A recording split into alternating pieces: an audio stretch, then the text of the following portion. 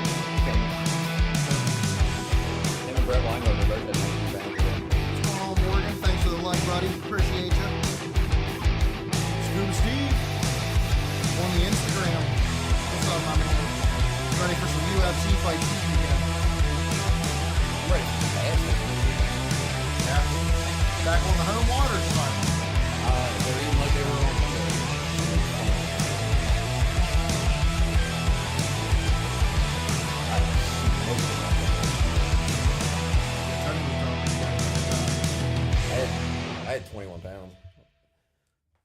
Tony didn't catch a fish until like the last 2 hours or till he finally got he finally stopped being stubborn and like took one of my baits. And then he caught like a dozen.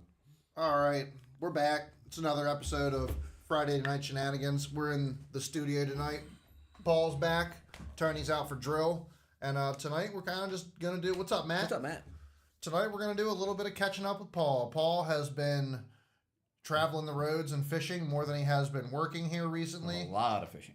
And even though he just got out of a work meeting and is literally still in his work clothing. I was actually downtown today. Ooh. I was actually at work today. That's scary. Not really.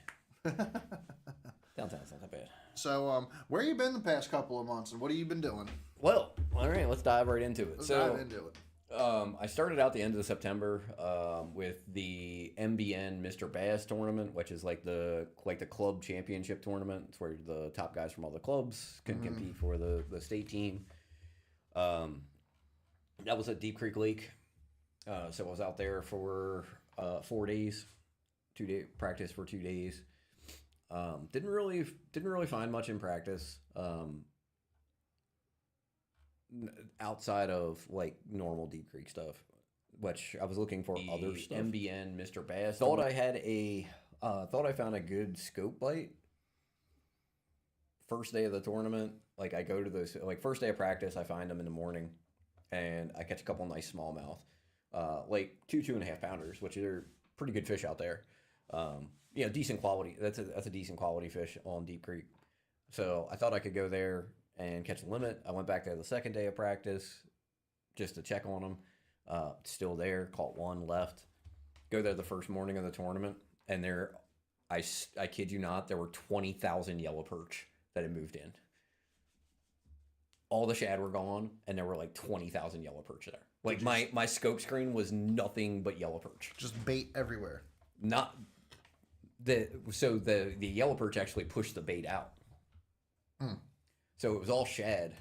There were big balls of shad in there in practice, and when the first morning of the tournament, it was nothing but yellow perch, and the yellow perch had pushed all the shad out. I couldn't relocate the shad or the fish. I did come back there later in the day, and the shad showed up later in the day, but there was nothing around them. So it kind of ruined that morning bite. So I went and ran docks the rest of the day, and just manage a real small limit of like 6 pounds. Second day of the tournament, I was like, I ain't screwing with anything offshore. Like, I'm going to go to the back of this cove. This is a funny story because I'm racing a bass cat down the lake. And I had it in my mind, like, I'm going to go to the back of this cove and I'm going to fish every dock on the way out. So I'm racing this bass cat. And I'm dead set on passing this bass cat. And like, so I'm following him and I'm like gaining, inching on him, and we're getting to the back of this cove, and about 3/4 of the way back this cove, I'm like, shit, I went down the wrong cove. So I'm like so focused on this bass cat didn't realize. I ran right past the creek that I wanted to go in and just went down the next one. And so I'm like, screw it, I'm already back here. Like, I know there's this one dock back here on this point that A buddy of mine had told me it was a couple years ago, like it was a good dock. Mm. So I run down the absolute wrong cove. I'm like, well, screw it. I'm like, I'm not gonna turn around and go back. I go to this dock. My third cast, I catch 4-pounder. Okay. I was like, all right. Things happen for a reason. So I ended up decent bag on the second day. Had 11 pounds on the second day. Yeah, much better bag. But not good enough because Justin Bronson smoked him in that tournament. He had almost 17 pounds the first day. Had a 6.5 pound lunker. Is he more local? No. He was down toward like DC area. But he had a good day, and Brian Trishman ended up having a good day on the second day. So I think I ended up a good comeback by any means, but I think I ended up in like 5th place. What's up, Fishing for Dollars? What's up, Larry? So I end up in like 5th place, which like I was happy with. I've never done well on Deep Creek, in tournaments. So coming back, catching a good bag on the second day, even especially after we had a fog delay. We had a 2-hour fog delay. Still went in, caught a good bag. Could if I could have done that 2 days in a row, it would have been good. But things happen, right? So that was how my month of October kind of started. Actually, that was like the end of September. So from there, the very next week, so got home on Sunday night late because we actually extended the tournament, that Deep Creek, because of the delay. So we fished till 5 o'clock.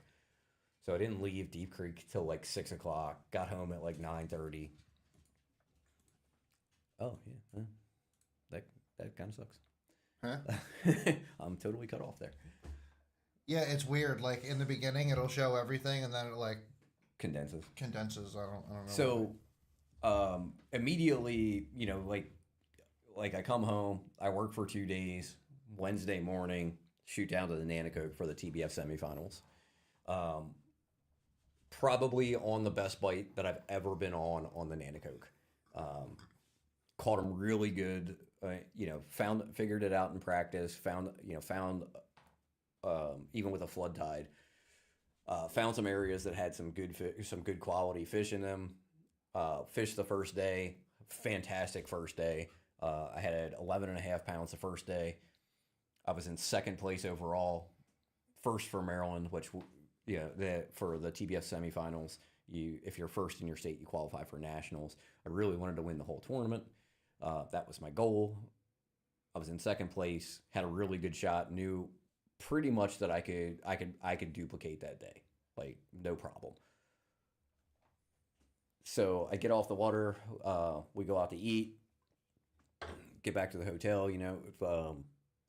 Then we have electricity problems, and then the hotel threatens to call the cops on us. Electricity problems because of the boats being plugged in? So they told us that we would have outside. Like I specifically called the hotel and made sure there was outside electricity to be able to plug the boat in. So then we get there's no outside electricity. Like none of the outlets on the outside of the building work. So we asked them if we could run, can we run our cords into the, right into the hallway, right by the exit. And they say, yeah, that's fine. The last night we're staying there, they send a text message, and it says, something along the lines of all cords in the hallways need to be removed. If anybody's plugged into the hallway, they will be unplugged, and we will contact the authorities and have you escorted from the premises. So, seems like a pretty big gap of miscommunication going on there somewhere. Yeah, right. And we were having issues. We blew like 3 breakers on our end of the hotel. So there's like no power in the hallway. There's no power in the stairwell. So I'm like, well, I'm fine. Like my trolling motor batteries are good. I'm pretty sure, I'll be fine on my big battery. I'm making a pretty long run anyway. So I get to the ramp. I'm waiting in line to launch. Go to take my motor toter off. My motor won't trim up. Oh yeah. Yep. So I automatically think you have a dead battery. No, actually, I knew I didn't have a dead battery because it would like everything else would turn on, right? So I'm like, I don't have a dead battery. I don't have a dead battery. So I think it's the trim relay. So I'm working, and we have a fog delay, so I got a little bit ahead of, ended up having a little bit of extra time, and I'm trying to find, somebody that maybe has an extra trim relay, and nobody does. Like I just launched the boat with the motor toter on. Like I'm stuck. Like I'm stuck on the trolling motor. So second day of the tournament, I'm stuck on the trolling motor all day, and so I stay in the creek that we launch out of. Catch one good one. I had one 3-pounder. I had one 3-pounder, a couple smaller ones. End up with three fish for 6 pounds, like 6.25 or something like that. I had like 3 fish for 6 pounds. End up losing my national spot from Maryland by a half a pound. So like one more fish and I would have been good. And like I was like I had the fish located and like I just couldn't get to them, which kind of sucked. But come to find out, I get home, I look at it, my tilt rod is gone. Like it's completely out of the motor. The tilt ram is not even connected to the motor anymore. Like the piston that comes out? You have the piston that comes up out of your tilt for your tilt, right? So there's a rod that goes through the motor that holds that on. That rod is gone. Just gone. Like does not exist. Never had one. Like it went on vacation. At the wrong time. So I'm like, well, I can't fix this. So I'm leaving the next week for Wisconsin. So I have like 9 days to get this figured out. So I call up Town Marine and I'm like, all the places down here are swamped. This isn't just something where you could like stick a bolt or something through it, right? No. Yeah. So all the dealers or all the mechanics down here are swamped because they're all they're winterizing boats and stuff. Yep. So I call Town Marine, which is where I bought the boat from, and I say, hey, look, here's what's going on. Like I have the Bass Nation Championship in Wisconsin. I leave next Thursday. I can't fix this. Like, can you guys? And like to their credit, like I cannot say enough good things about Town Marine. All they said was, when can you get the boat to us? And I was like, can I drop it off after hours? They were like, sure. I'm like, I'll be up there tonight. So what? That was 2.5 hours. 3 hours. 3 hours. Yeah, we did the trip to pick up the boat. So I left there. So I left my house right after work. Got up there at like 7:30. He's got a show. Yeah, I have a Yamaha. Oddly enough, never seen it happen on Yamaha, but apparently they have before because they knew exactly how to fix it. So I drive up there. Frank rides up with me. We drive the 3 hours up there. Get up there like 7:30. Turn around, drop it off, turn around, drive back home. Speaking of Frank, I need to text him. 2 days. So this was on Monday. I'm leaving on Thursday.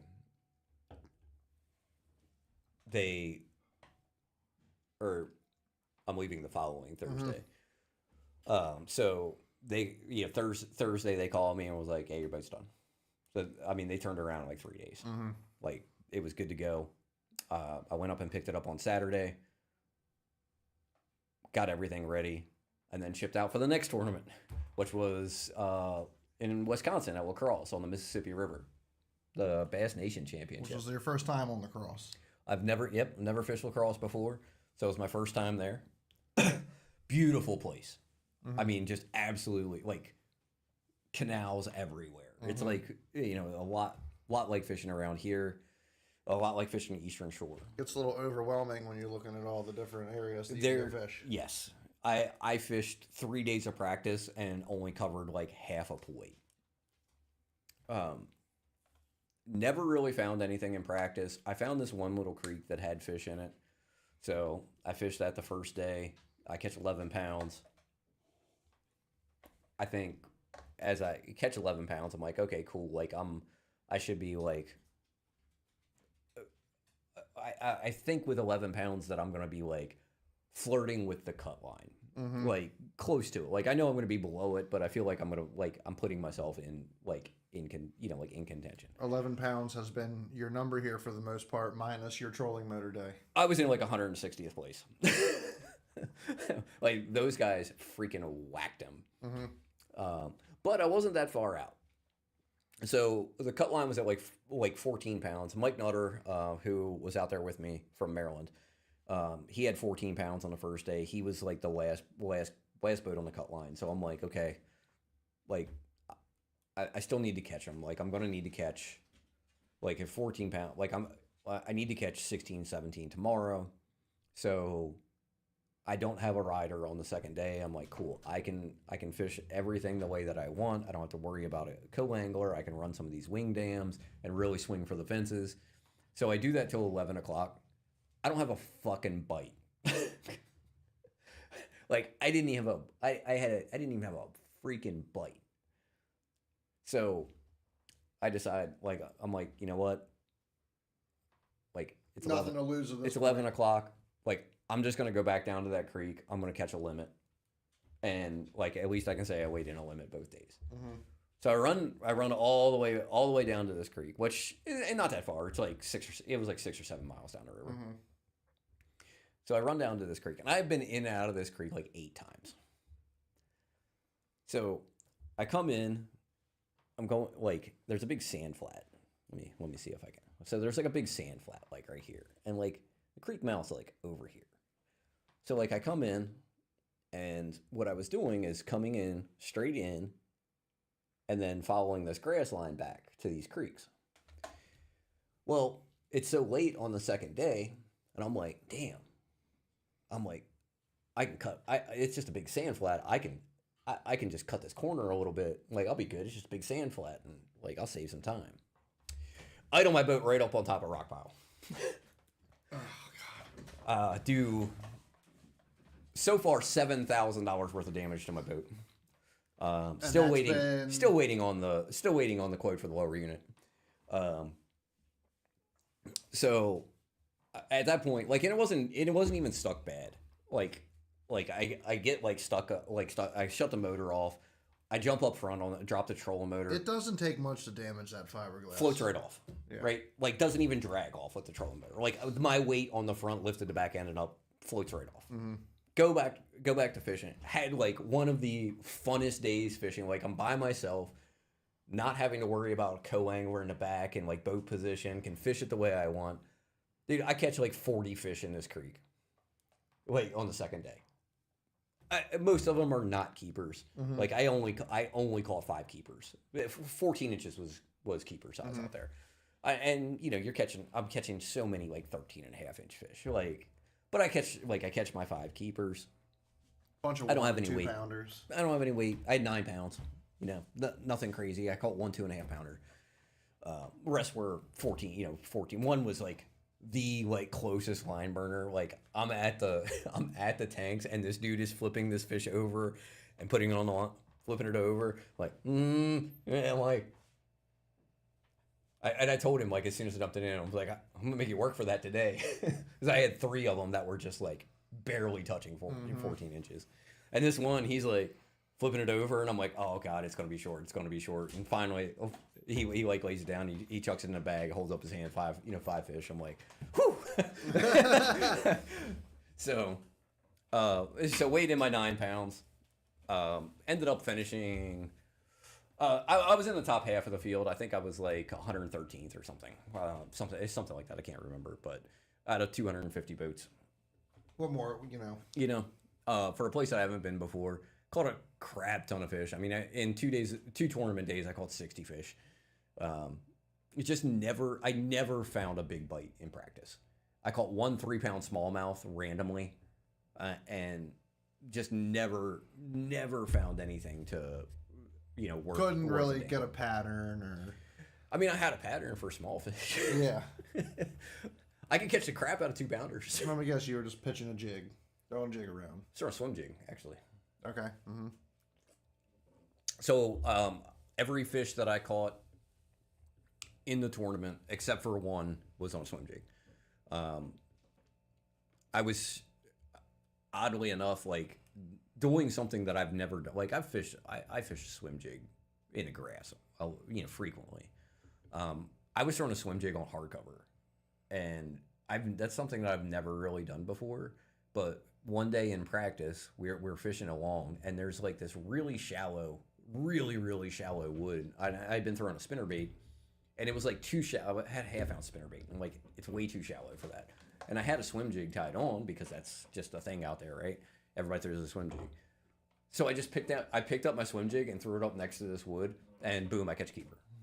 I was like, all right, yeah. Like, that's good to know. So we fished around in practice, and we get into this creek, and I start throwing a swim jig in this creek, and like I literally caught 59 out of the 60 fish that I caught were on a swim jig. Mm-hmm. So much fun, and I lost. The big smallmouth come on. Spinnerbait. Yeah. We came through this gut, and there's like all this current blowing through this gut, and there's like a tree like right on the end of it. So like the deep part's over here, and then like there's a little shallow like point with a deep tree, and I'm like, I come through, like I'm idling through, and I see that tree, and I stop, and I'm like, there's one on that tree. Throw a spinnerbait over there, boom, 3-pound smallmouth. I was like, got it. Could not duplicate that. I just felt it. Great place. We had a great house. We stayed in a great house. We got a Airbnb. 7 of us stayed there. 7 of the guys from Maryland. Mm-hmm. I had a blast. Traveled with Joe DeVoe. Had a great time. It was nice having somebody to drive out there with. Had a great time with Joe. Joe practiced with me. Just laughing, having a good time the whole time. So a great experience. I'm going back, not to lacrosse. I'm going back to the Bass Nation Championship for sure. Mm-hmm. Like I'm fishing 2 of the regionals next year to qualify for next year because I didn't make the Maryland State team this year. So I'm fishing 2 of the regionals next year. I'm going to fish Cherokee Lake in Tennessee and Champlain in New York. Champlain's always a good one.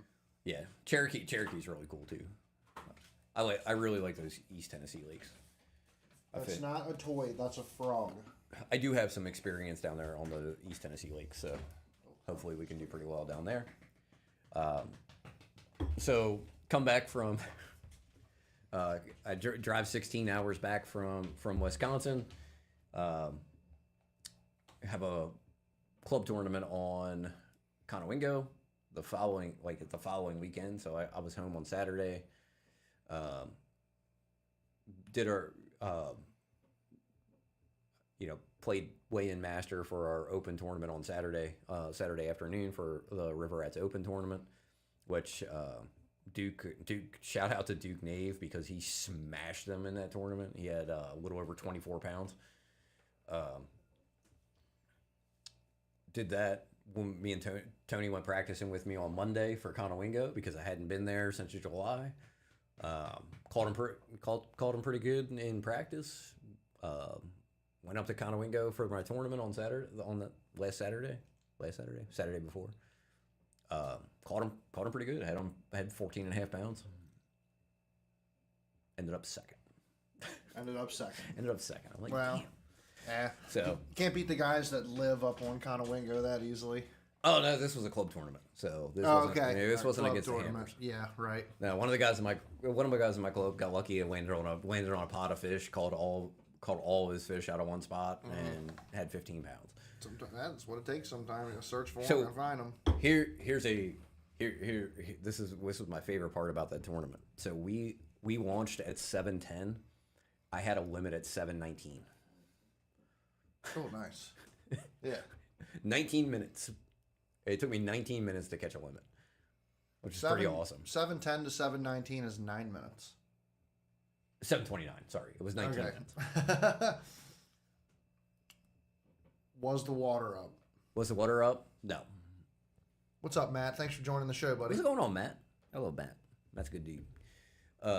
So the water was not up. I pulled up on the first offshore spot, and me and Tony had caught quite a few fish off of there on Monday. It was a ghost town. Like nothing on scope. Like could not see a fish anywhere. So I made. You said they weren't on the rocks. They weren't anywhere. Well, I made about 5 casts to it. Didn't see anything. Strapped the rods down. Went to the next offshore spot. Caught 5 fish and 6 casts. 5 keepers and 6 casts. No, I mean it was like 5 for like 6 pounds, but like I called every one of those out, but like it was pretty cool having a limit in 19 minutes. So, and now the last tournament of the year is tomorrow. Last tournament of the year tomorrow. You guys went out on you and Tony went out on the flats last week. Yeah, Sunday. Me and Tony went out. Beat their brains in. We probably caught 50 between the two of us. What were you throwing for that? I cannot say. Can't talk about it. We can talk about that later.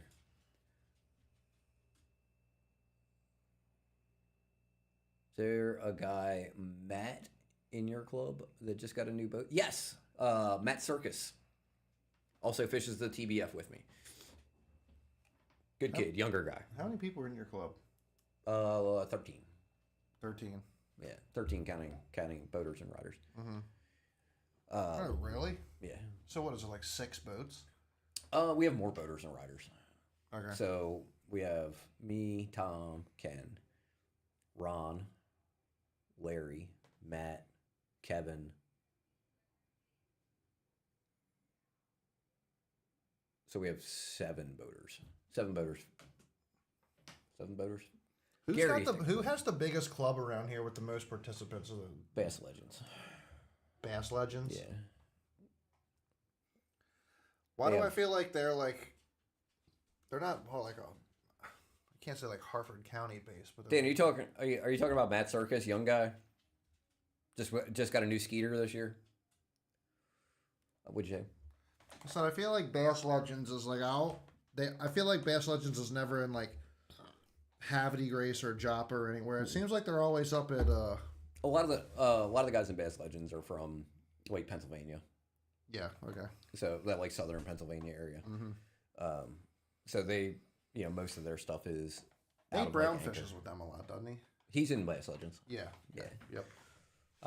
Nate Brown, Harry Nurk, Joe Booker, Riz. Yeah. Is Victor in that Bass Legends? No. So that's probably the biggest club around. Yeah, Matt's a really good dude, Dan.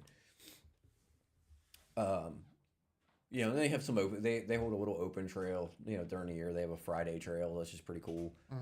I used to fish those a lot. 5 or 6 years ago when I worked 410s. Now I don't have off on Fridays anymore. So they're always launching out of Northeast. Yeah. I've won a couple Bass Legends tournaments. So pretty cool. But yeah, that kind of sums up my last month. I have October. I actually fished more than I worked, which is pretty cool. Didn't have a whole lot to show for it, but the government shutdown lets you do that. No, my your business has nothing to do with that. My massive amount of vacation time allowed me to do that. Did end up that semifinal tournament. I did end up finishing 5th in that tournament, even with my boat breakdown. So not a terrible showing, but not what I was expecting. Well. I was really expecting to do I thought I had a pretty good chance of winning that tournament. It's fishing, not catching. Shit fails sometimes. It seems like. Turns out, like after the weigh-in's done, I only needed to catch 8 pounds. If I caught 8 pounds, I would have won. 8 pounds on the day that you brought in the 6. Yeah. So if I caught, I think I'd get like 8.5. It could have happened right where you were. It could have happened. To be fair, I lost 2 keepers. You should have thrown glide bait. I should have had a yeah. You should have thrown a big glide bait. Let me throw a big glide bait on the Nanocoke. That's where the glide bait is bigger than 90% of the bass. That fires up them small fish. Glide bait's bigger than 90% of the bass that live in the Nanocoke. Bring you a couple trick shads out there. But I did it. I lost 2 fish. Figured out something weird, like just a really weird chatterbait bite. and ended up losing 2 fish on chatterbait. And like that would have gave me a limit and would have put me really close. It's because you don't run the chatterbait trailer hook like we've talked about in the past. Well, I was throwing it in pads, so I'm pretty sure a trailer hook would be a terrible idea. Yes. Yes. But just the way I was fishing it was a little bit different. So not gonna let that cat out of the bag, but don't be afraid to change up how you fish a chatterbait. It's not just There's a few ways. Just chucking and winding. Chucking and winding is good. Catch a lot of fish doing that, but sometimes if you fish it a little bit different, you can get a couple extra bites, and that's what happened in that tournament. And I mean that's the only reason I had 3 fish instead of 1. I did catch my big one on a wacky rig. It was like the perfect like I'm coming down to this wood and I see this like spot in the wood. I'm like, there's gonna be a fish there. Skipped a wacky rig through a hole like this big, and like I set the hook and it's just like immediate drag. I'm like, oh, here we go. So, caught that 3-pounder. Had 2 other keepers, 2 other small keepers. I think I had, I think I had 5.5 pounds on the second day. Not 6, but should have had 2 other keepers. Those 2 other keepers would have put me a lot farther up in the standings. But is what it is. Ready for another one? No, I'm good.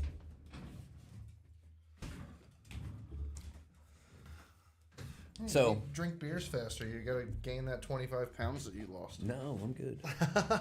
So that's my tournament recap for the last month and a half. I've been all over the place.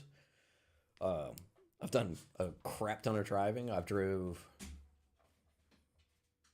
I think I drove like 3,000 miles, give or take. It's like 500. Doesn't that make you glad that you don't have? Yeah, I've driven number 1, the old Jeep that you used to pull with, and number 2, the old Champion trailer. Yeah, for real. Yeah. So I drove like 3,000 miles in the month of October, just pulling a trailer. That's a lot of driving. I mean, 2,000 of that was in one trip, but it was exactly 1,000 miles. So are you going to be able to do any Lake Anna trips this year? I'm going in January. Yeah. Yeah, of course. That's the big one that. Yeah. I don't ever go to that one. I go to the ones after. You went to that one last year. Did I? Yeah. Yeah. I want to go to that one. We were in the big house. Remember? Yeah, that house was sick. Yeah. It was a badass house. Yeah, that's when that's when Lou threw his giant sausage on your shoulder. That was a rowdy Friday night episode. Yeah, yes it was. Rowdy Friday night episode. Yeah, actually, I can't wait to get down to Lake Anna. I'm very much looking forward to it myself. I'm really excited to do some winter fishing. I do have to get my boat fixed at some point. So whenever my fiberglass guy has an opening, he's going to get my boat in, get it fixed. So I'm going to be down for a week or 2 while he's fixing that. I guess what? It's right on the back of the transom. Oh no, it's all the way down the hall. Oh. Yeah, there's like a strip like this big, like missing off the. It like really tore it. One of the what's his name call those, the lifting. I don't know. Heath had so much information. That was ridiculous awesome. amount of information. It was so cool just learning how boats worked. Like he called that like I'm just gonna nerd out and everybody's gonna leave. That was, to me, that was the most interesting part of that. The crazy part to me is like we didn't even get to, that was just the tip of the iceberg for what that guy knows. Yeah. Like an insane amount of knowledge on bass boats and whatnot. And he was like, "Oh, I'm kind of sad we didn't get to talk about this." I was like, "We have 30 people watching right now." I'm like, "So let's talk about it." And that was, to me, like I said, that was the most interesting part. Like the game, like the gambler story. Learning about gambler and the gambler story was cool, but just the knowledge of learning, like we all run boats, right? And we all understand. Okay, we kind of know like what, we got to get on pad and like this, but like learning how the bottom of the boat affects all that was super cool. I really enjoyed that. I don't know why, but I didn't think What's up, about Tom? it the way that I thought about it before. Yeah, it made me. It definitely changed my perspective on, just how boats run and whatnot. But But yeah, so that's my news. Let's talk about some other news. Yeah. Oh, we got some. There is some spicy stuff going on in the fishing world. Do we want to talk about the scandal, or do we want to talk about? Let's talk about the boring stuff first. We're gonna let's put the let's do the we'll go into the scandal next. We're gonna beat a dead horse here again. So the first thing I want to talk about. I'm so tired of this subject, but it keeps changing every single year, so you kind of have to talk about it. So MLF decided to change some rules for the BFLs and the Toyotas. So the grassroots. So the rules now, you don't even have to pull them up. I've read them so many times, I have them memorized. Okay. So the newest rule that they've instituted at the BFL and Toyota level is kind of to mirror the BPT and the Bass Pro Tour. The Bass Pro Tour, their top level. Mm-hmm. And anglers are now only allowed 3 continuous hours of forward-facing sonar and 360. 360 falls under that too. Per day. What? 3 continuous hours. So once you turn it on, the clock starts. I knew I should have clicked on the link and read it yesterday, but I was like, I'm so tired of reading about this shit. So once you turn it on, that's when the clock starts. And then you can go for 3 hours from that point, and then you have to turn it off. And who is monitoring that? Exactly. So in the BFLs, here is what I will not fish an MLF tournament next year. Period. Like, will not fish it because of this. The co-angler. What's up, buddy? The co-angler has to sign off at the end of the day. So first of all, the co-angler is now responsible. Like, that puts responsibility on the co-angler to police the boater. More so than like typical cheating. Like, I understand that. Like, if you see you see your boater doing something shady outside the rules, mm-hmm. like, you're going to report him. But now you have to keep track of how long they're using forward-facing sonar. And you have to sign off at it at the end of the day. And here's my issue with that. Let's say we're not even using forward-facing sonar. I'm paralleling riprap all day. And my co-angler gets pissed off because he doesn't have anywhere to cast. All he's got to do is not sign off. And I'm fucked. Excuse my language. Yeah, so like the sign off thing is like a new rule. Yep. Type thing. So if he doesn't sign off, I'm screwed because we had some tension throughout the day. Maybe he thinks happens. Right. He thinks I'm front ending him, or me and my co-angler had a little issue in Wisconsin. We had a little issue, no big deal. We talked it didn't end up being a big deal. Like, I may have yelled at him a little bit, but like, we talked it out. We were good. Like, afterwards, we were good. We had a good time. Shook hands afterwards. No problem. Told he's from New York, fishes the Potomac down here. Told him, I was like, hey, you ever need anything? You want to know what's going on down here? I'm like, there's BFL on the bay next year. If you're fishing those, give me a call. Like, I'll let you know what's going on. Like, we were good. But what happened though? I gotta ask. Just casting to the front of the boat, like casting directly in front of the boat while we're in this little creek. Like, he has, there's 15 laydowns he could cast to, and he has to cast to the one that I'm fishing. Right. Like, no big deal. Like, we talked it out, all good. But I've also had situations like that.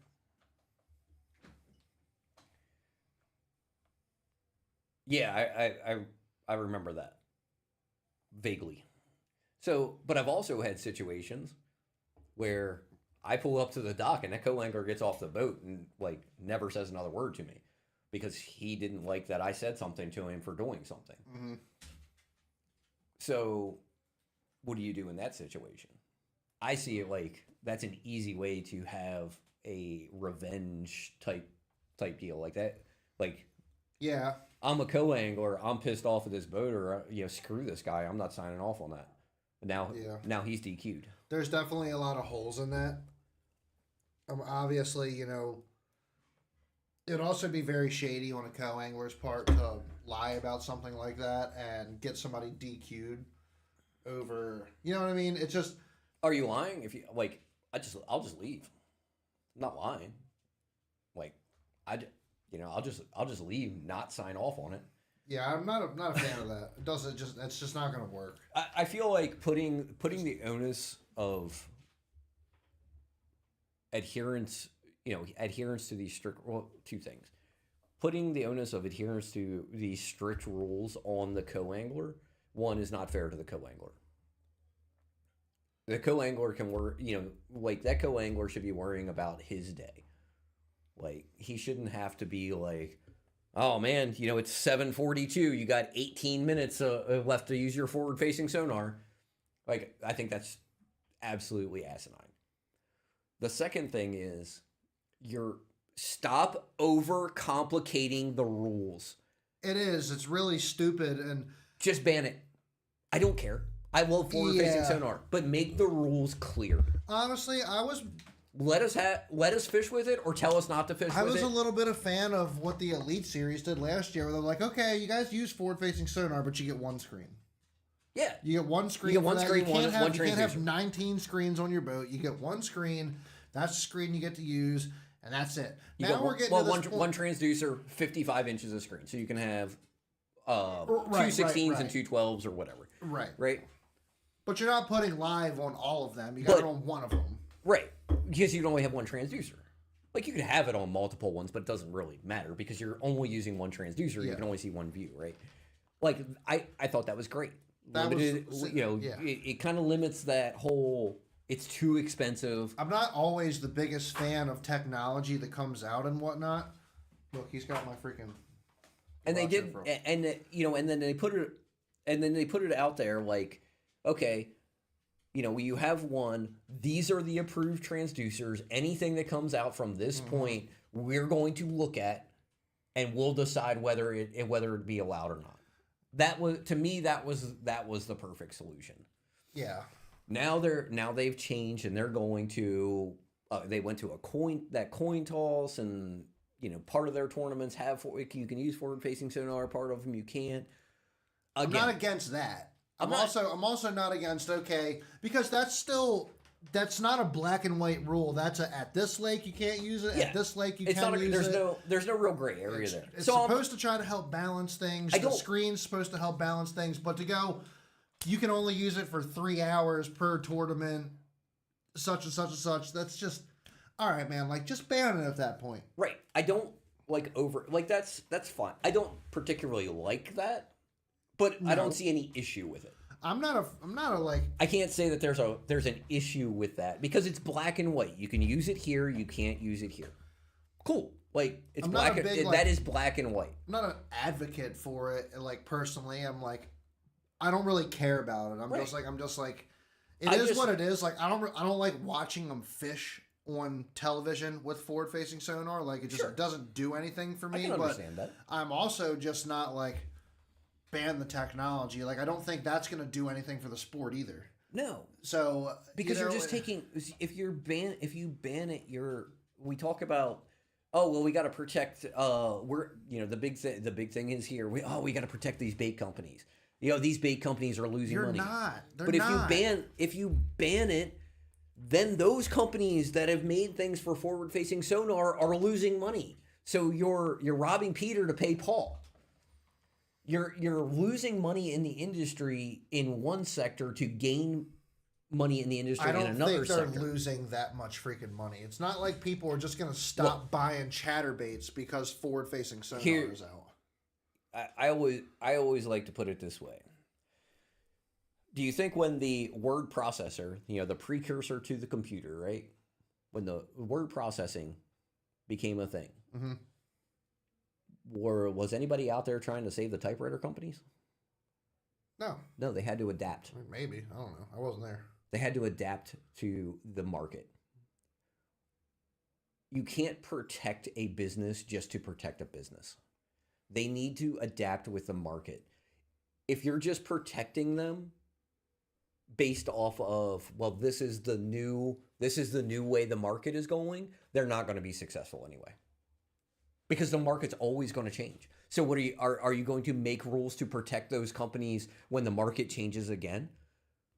But it doesn't make any sense the reasoning for them doing it. Is it really for the fact of trying to protect companies, or is it just because of viewership and complaints from viewers and the fishermen alike? How can it be against viewership? Which seems to be like a split field. How can it be against a protection of viewership when Bass last year, according to their Nielsen ratings, had the most viewership they've ever had in history? I think the viewership has just gone up in general just because the sport's grown I don't think the sport's grown because of forward-facing sonar. I think it's just grown in general. I think COVID did a lot for the sport. Absolutely. But if they're showing year-over-year gains in viewership, so it's not affecting viewership. I mean, we've had forward-facing sonar has been dominant for 3 years now. It seems but it seems like if you look at the comments, it's like split in half on who likes it and who doesn't. So, but you're still following, right? And it doesn't catering to the naysayers. It never is a good policy, right? So that doesn't make any sense, right? You need to it needs to be evaluated from a business level. It seems like the anglers have had a split and a divide. No offense to the anglers, and I'm talking at any level. These are businesses. They need to make business decisions, and they need to be clear, and the rules need to be black and white. You can't. Fishing is a business. You can't grow the sport like you're trying. That's the main thing. Everybody, for 20 years, we need to grow the sport. We need to grow the sport. We need to grow the sport. Mm-hmm. Now we've grown the sport. A younger generation is starting to dominate the sport.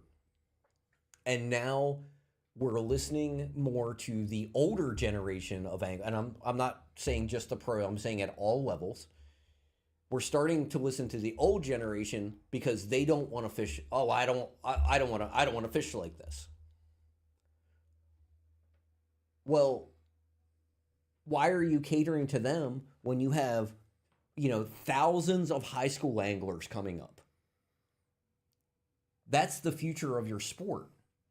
You've developed this really awesome system to cultivate tournament interest. Jim, where the hell you been, bro? We've been waiting for you. What's up, Jim?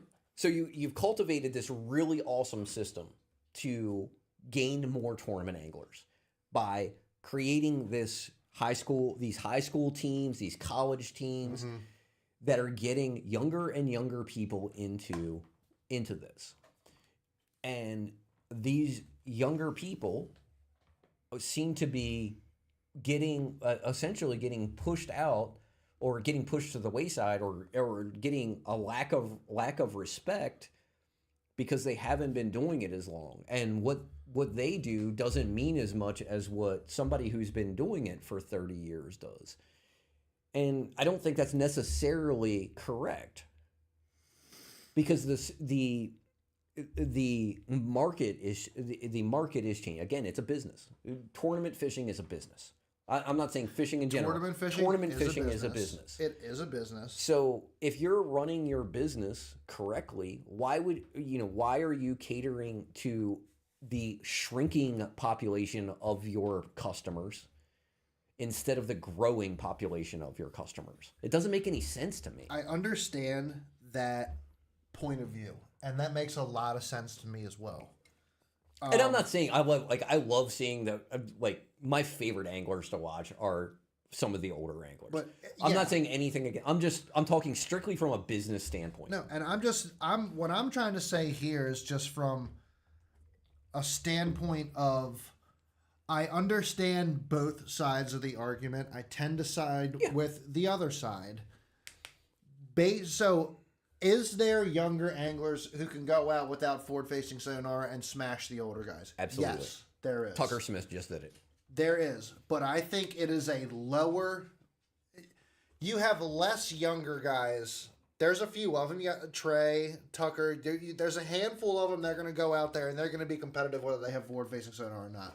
There's also guys out there that are only competitive because of the forward-facing sonar, and so I can't look at it and put the time that the older anglers have put into the wayside of learning and understanding fishing patterns. So without using the updated technology. So let me ask you a question though. So we have this generation that has really come up with forward-facing sonar for most of their career. Had forward-facing sonar not been around, and they were able to put the same amount of time into fishing in traditional styles as they were being, using forward-facing sonar, how good would they be at those traditional styles? Because that's the main thing that these kids have going for them, is they have more time to do it than anyone else. 1 second, off topic. I have a question from Scuba Steve for Jim Fallon.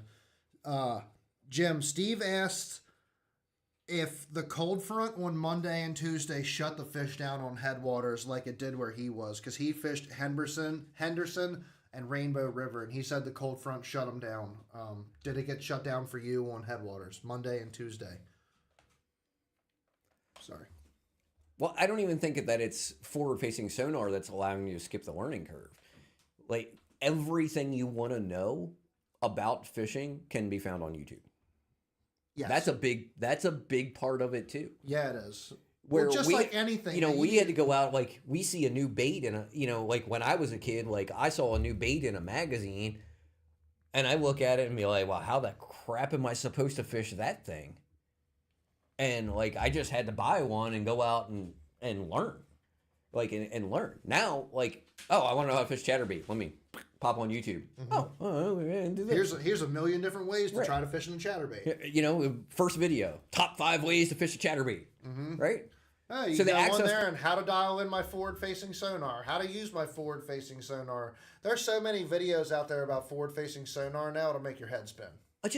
There's so many videos about fishing and literally everything you want to know. Anything you don't want to know about bass fishing, you can find a video for it, and a good video that teaches you how to do that. Thanks, Jim. And I think that is one of the major reasons that some of these younger guys are so good, is just the access to information. Jim mentioned the learning curve. But Jim, when you talked about cutting down the learning curve, and that's where I was going to go. Yeah, it takes time to learn. But you know how much you're cutting down the learning curve when you can watch a video for somebody to tell you how to fish something. Is forward-facing sonar not access to information? Yeah, absolutely. Yeah, it's access to almost instant information, depending on where you're going and how you're using it. Absolutely. I was just going like what I was saying, with what I was saying, like if these kids didn't have forward-facing sonar, with their access to information and the time that they have to spend on the water, right, would they be just as good fishing traditional ways as they are with forward-facing sonar? I think it would take them more time to be at where some of the older guys are, especially when you're traveling from different bodies of water around the country.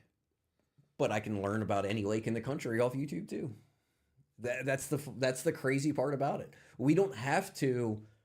Do you know how much I knew a lot about the Mississippi River before I ever went there, and I'd never stepped foot in Wisconsin except for work. The amount of information that's available on bodies of water, on fishing techniques, on locating fish is so vast that it's a lot easier to learn how to fish now.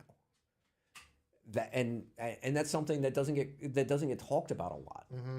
It's so much easier to learn how to fish because of that access to information. And forward-facing sonar is one of those. Shit, the boys at Tactical Bassin taught me a lot of stuff just to get started. Exactly. I mean, they're great. I mean, there's so many good informational videos out there. And you can find informational videos on like pinpointing on what you're searching for. Like, I'm on this body of water. Like, you can go on there and search Chesapeake Bay bass fishing and just You want to learn about using electronics outside of forward-facing sonar? Look up Clark Ream. He's an NPFL angler, or wasn't. I can't remember if he still fishes the NPFLs, but he fished the NPFLs for a while.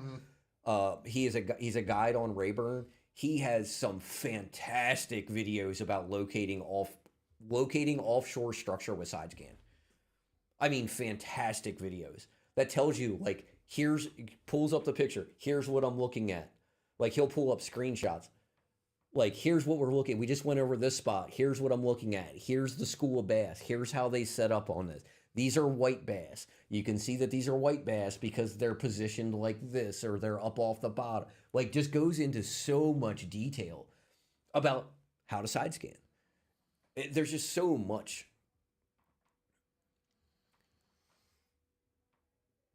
Well, I mean, obviously, I know you're being a little sarcastic with the comment, but he says, I've been watching this kid lately fish. He has been killing it on all these other lakes with forward-facing sonar. Damn good. Guess what? He came to Headwaters, tried it, ended up using shiners because he had no clue how to fish in grass and dirty water. Well, obviously, forward-facing sonar doesn't really But care is about that dirty water. But if you're never fishing grass lakes, right. You're not going to know how to fish grass. Right. Like, that is an experience thing. 100%. Like, I bet you can get. What's up, Zach? Thanks for joining, man. I'll take Wesley Gore. Wesley Gore is a incredibly good live scoper. Very, very good. Young guy, came on the elite same year as Trey McKinney. But he'll whip your ass with a swim jig and some grass too. Like, because that's what he grew up fishing.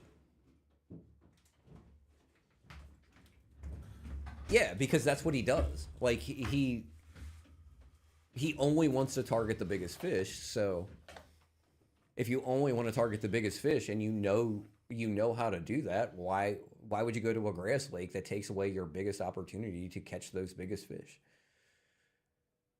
It's access to information. It takes a lot of the luck out of fishing. Is what it does in certain situations. Yeah. Luck, and I mean, like, yeah, there's definitely some luck involved in it. There's always luck involved in fishing. There's always luck involved in fishing. You don't know. It's also like, in order to have just the general knowledge of, okay, well, I can get on Google Maps and see that there's this point that comes out right here in the river and go fish that, as compared to going up to it and just hitting it with forward-facing sonar, seeing if there's fish there or not. Yeah. It's a time-saving tool. Oh yeah, for sure. Thing. But if you're, I mean, if you're good with your other electronics too, like, you can idle over that and see if there's fish on it. Like, I can idle over that point and see if there's fish on it. You can see if there's fish on it, but are they active fish? So you can tell most of the time. You can tell by how the fish are set up in the water column using 2D sonar whether they're active and going to eat or not.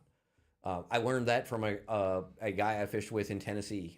He's a guide in New York, and taught me a lot about locating off-school fish. When we were fishing the first day of this tournament, he was actually leading the tournament on the first day.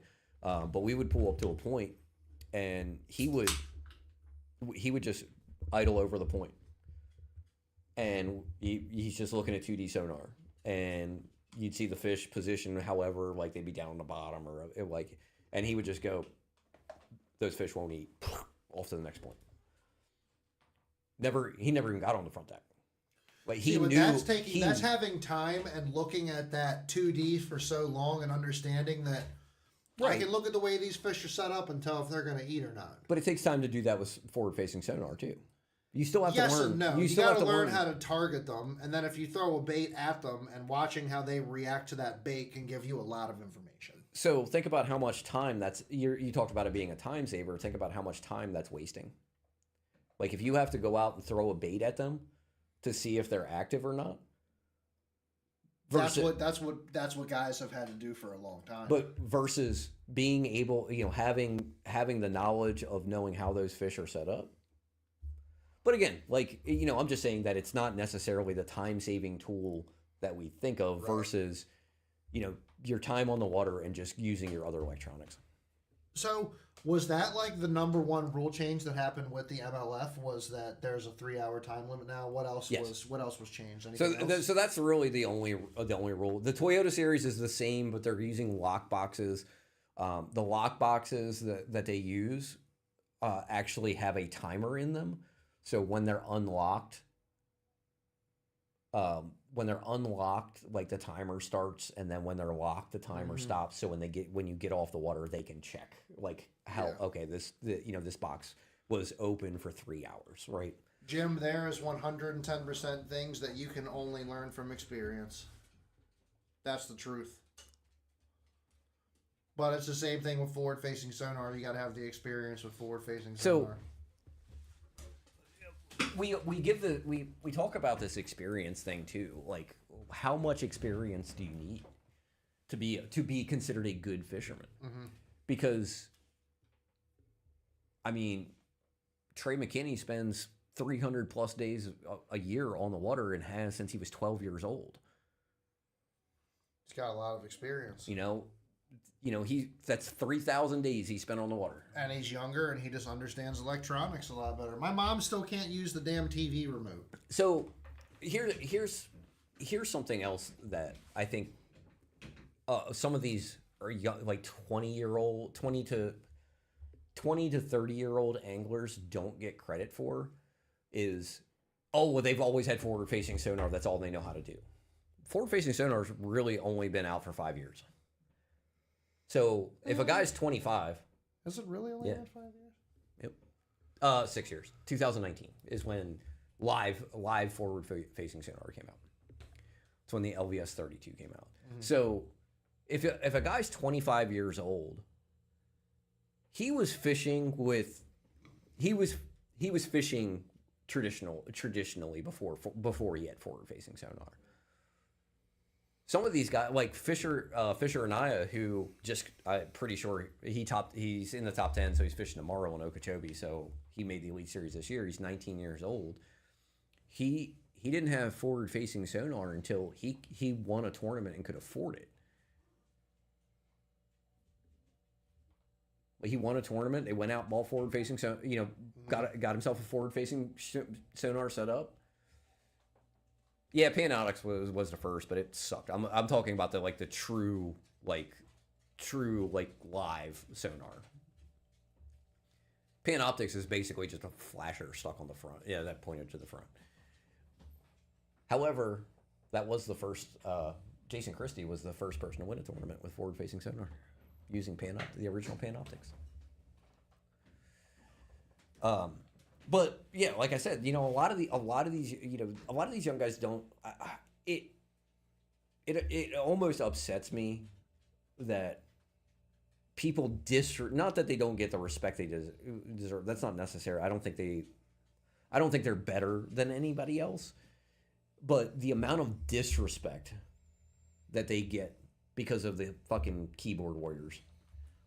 Well, yeah, keyboard warriors. Key word there, keyboard warriors. And that stuff, and social media is just an echo chamber. That's the algorithm. You're only going to see the stuff that other people have in common. So you always see stuff that is similar to what you think. So if you hate forward-facing sonar, you're going to see all the comments about people hating forward-facing sonar, and then you just think, well, everybody hates forward-facing sonar. Like, I've never seen anybody say anything that about liking forward-facing sonar, so nobody must like it. Well, that's not true. It's just you're listening to freaking Facebook, which only shows you what you want to see. Mm-hmm. Exactly, Zach. Tucker Smith is a freak of nature. Just $500,000 on Gunnersville with no forward-facing sonar. Hey man, you're right. People do bitch just a bitch. Point blank. Period. I don't care if it's fishing, if it's football, if it's cage fighting, politics, if it's video games, politics. Somebody is always gonna bitch just a bitch, or they really honestly are just. I find a lot of ignorant people out there. They're just. Tim said that's why he only gets porn on his page. Oh, Jim. We love you, Jim. Yeah. So anyway, On to the next thing. Now that we've bored you with forward-facing sonar talk, we beat that dead horse about 1,000,000 times. But I'll leave this with one thing for the tournament organizations: just give us clear black and white rules. Stop making it overcomplicated. If you think it's hurting, ban it. If that's what you think, ban it. I don't care. Just tell me what I need to do to fish. I wish more important people watched our show and gave a shit what we thought. I just want clear black and white rules. Stop overcomplicating it. I have enough to think about throughout the day. I'm now I gotta keep a stopwatch on my boat for how long I've been on forward. I'm driving a bass boat at 70 miles an hour. I need to pay attention to driving a boat, not thinking about how long my forward-facing sonar's been on. Like, just make it black and white. If you think it's bad, ban it. If you don't care, let us use it. That's all I want. Yeah. I don't care either way. Just make a decision and tell me how I need to fish. What's up, Murph? I'll do it either way. I'm still gonna fish. Just make it black and white. So we got some. Now we can get into the juicy stuff. Now we can get into some juicy stuff that is obviously, like, it's been talked about quite a lot here the past week. We're catching up to it kind of late, but yeah, I heard. I about saw that. about that, and he's a good dude too, and that kind of upset me, but I don't really know what to think about that. Dude, he seemed really crushed by that. He was. Dude, that's his lifelong dream. Yeah. Like, and he was close enough that, like, he had a legitimate shot of making the Elite Series. Yeah, on this, polygraphs are fucking weird, freaking weird. But at the same time, it's like, why did you spike on it? If somebody else, like, it's not even like if somebody truly just blurted something like across the parking lot. So what if it's your personality? Like, if I just a completely honest. If I know something, like if I think something is wrong, like if somebody said something, even if I told them I can't get information, right? Well, that happened on my way to Wisconsin, right? So I was talking to somebody, and they said just something like, "Do you need any swim jigs?" So quick, the backstory on this. Like, I know it's not. The backstory on this, real quick. An elite angler opens angler. He was potentially qualifying, pulling his boat out or some shit, and somebody yelled something across a parking lot or something of that nature. No. This was Ty, and he was staying with someone. It was his buddy. Yeah. And when he was leaving. Either way, it was some random bullshit that got yelled, and he ended up getting disqualified for. Here's exactly what he said. Insider information. So he said, "Don't forget to check out this spot." Right. And he immediately said, "Don't tell me I can't get any." Immediately told him, "Don't tell me anything. I can't get any information." And it was as he was leaving, and I can understand his point of view on how he explained it, because I did the same thing when somebody told me, "Do you need any swim jigs?" And I'm sitting here thinking, I'm like, well, I didn't do anything wrong, but what if I did? Is that wrong? Like, and I started I'm thinking about it. I'm like, what if I get polygraphed? What if I win this and I get polygraphed and they ask me about that? Like, and I just started freaking out about it. Yeah, they asked me, like, did you get any information? And you're like, well, I didn't ask for anything, but this one guy, without telling me to use a swim jig, told me to use a swim jig. Right. Type thing. Exactly. Right. Which I didn't break any rules, but, like, I'm freaking out about it. Like, well, what if I fail? What if this causes me to fail a polygraph? Yeah. What if it was? Because I didn't report it. I didn't say this. I wish there was a better way for them to totally handle. understand, like, where he's coming from. I wish there was a better way to handle the polygraph thing, because I honestly think that Matt Herron also got freaking screwed out on one of them polygraph things that was stupid as well. Can't say Scott Martin did, because he never took one. Yeah, well, Scott Martin sucks about dicks, so. But if I don't use a swim jig, I'm quit. I caught 60 fucking fish on a swim jig. But did you throw the swim jig specifically because that guy said what he said? No, absolutely not. Like, it was already tied on. Oddly enough, you want to something stupid about the Mississippi? I spent so much money on swim jigs while I was there because of the freaking pike. I don't think I've ever thrown a swim jig. I swear, I lost a dozen and a half swim jigs to pike. Mm-hmm. I cleaned out there was a tackle store like within walking distance of our house, which typically would be dangerous, but I only spent like $100 there. I bought every white swim jig that they had in the store. Gromster, dragging the old G-man Gromster back into the bass fishing world. Heck yeah. He's building out his little John boat there, getting ready to come back. So this is the funny part. Like I buy out every white swim jig that they have in 3/8 and 1/4 ounce in this store. I come back with 2. Yeah. Freaking pike. So, but anyways, yeah, that's an unfortunate event. Definitely heard about that. Sucks to hear about it. Wish there was a different way for them to kind of handle that. However, now let's get into somebody who really let's talk about real cheat. cheating. Let's talk about a real cheater. We'll talk about a real piece of crap. What was this dude's name? I want to get it right because there's another guy with a similar name, and I don't want to like say the wrong name, so I'm going to look it up. I think you're both turd nuggets. No, you're not. I thought it was Matt something. It's Matt something. It's Jake. Jake? Yeah.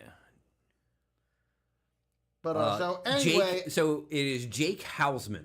Everybody has seen this. This Jake is not Hausman is a cheater and a piece of crap. This is not new news at this point. This came out on what, Sunday or Monday? Let's see when. And I mean, dude, it has just run. It has spread worse than COVID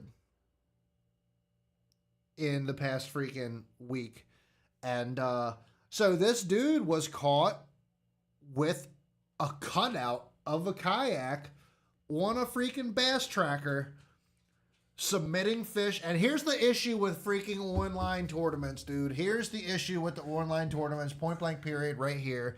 You can never ever tell who's being honest in an online tournament. Somebody tag him in our comments. Yeah, tag him. I'll just sit here and talk shit about him. I don't care. He's a piece of crap. Can I do it? Jake. Housaman. I think. Yeah, I'm pretty sure that's it. Try just doing Jake. Yeah, somebody comment his name, tag him so we can fry him. No, not Jake Harshman, who is also a big kayak fisherman. Jake Hausman from New York, who is a piece of crap. No, it's Housaman. Probably not, because we're not friends with him, and he probably blocked everyone because I'm sure he's getting so much. Oh, dude, the guy's gonna have to delete all of his social media. So Jim says he took the most honest thing and ruined it. CPR, best way to have a tournament. I don't necessarily agree with that it's the best way to have a tournament, CPR? but catch photo release. I don't necessarily agree. There's no honesty in an online tournament. Catch photo release is... Well, no. He's just talking about tournaments in general. I'm just disagreeing with that. But in an online tournament, I agree with you. And that's the reason that The most honest way to do a tournament is to bring your fish back and see it. But well, no, I think he's just talking about the best way to have a tournament in general. I do think it's the best way to have it. I don't think it's the most honest way to have it. I don't necessarily disagree with it being the best, but I also like everybody talks about catch weight release. It's the best way to. God, Joe tagged him. Yes. It's the best way to have a tournament. But like our lakes are in the best condition that they've ever been. So if they're getting better, is it really better? I don't know. Anyway. So this piece of crap, Jake Hausen, and he ruins it for everyone. Decided that it would be a good idea to cut out the seat portion of a kayak, put it on a boat, go run around the St. Lawrence River or wherever he was. Oh, he did it way before the St. Lawrence River. No, he got DQ'd for something else. We'll talk about Yes, but how many We'll get times there. did he do it before he got caught? They were smallmouth, so maybe he was just running around the St. Lawrence River catching giant smallmouth up there. But anyway, takes this cutout that's on the back deck of his boat, lays the fish down on him, takes the picture, and submits it to a kayak tournament while he's fishing from a full-on boat. That is the equivalent That's so scummy, dude. the weights in the walleye. It's so scummy, dude. Like that literally that's the equivalent of the weights in the wall. We got weights in fish, God, right? that was crazy. Yeah, that's the equivalent of that. How long ago was that now? That was 5 years ago now. No, two, 3. Was it 2? Yeah, it wasn't that long ago. It makes me so angry. Right, yeah, exactly. Like it's not the same kayak that he fishes out of all the time, right? Yeah, he had like a blue kayak. He's got a green cutout. Yeah. Oh, he's got like a big tournament rig, right? Yeah. Like, and it's a cutout of like a sun dolphin. Who wants to ruin a really expensive kayak? So it doesn't.